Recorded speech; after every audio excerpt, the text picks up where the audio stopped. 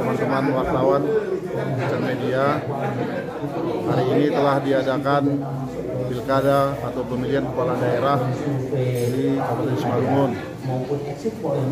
Dari hasil exit poll yang kita selenggarakan melalui lembaga survei indikator, posisi kita sampai dengan saat ini berada di 43,2% dan pasangan nomor 4 berada di 24,7%, pasangan nomor 2 berada di posisi 21,2%, dan posisi keempat adalah pasangan nomor 3 dengan posisi 10,9%.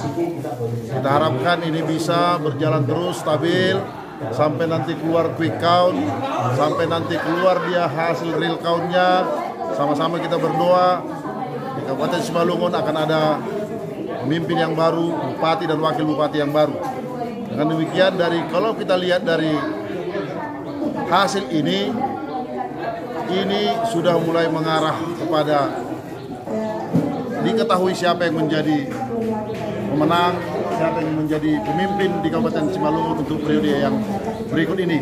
Untuk itu kepada semua juga masih kami ingatkan, saudara-saudara kami, rekan-rekan juang di seluruh TPS, 1992 TPS, siap siaga di tempat masing-masing.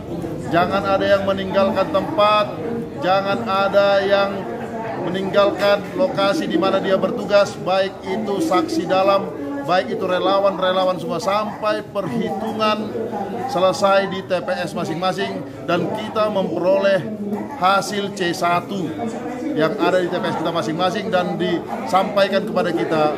Jadi supaya semuanya bisa dapat kita pastikan, semuanya harus siaga. Posisi kita sekarang ini sudah jauh di atas kandidat-kandidat lainnya. Terima kasih.